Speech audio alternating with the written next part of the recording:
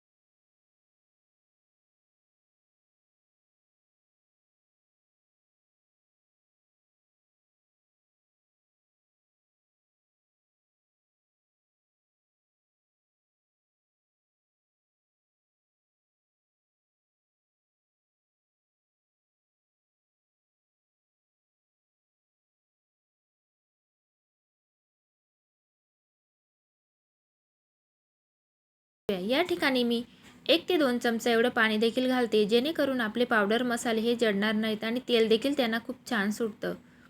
ही trick नक्की वापरून बघा. सुके मसाले घातल्यानंतर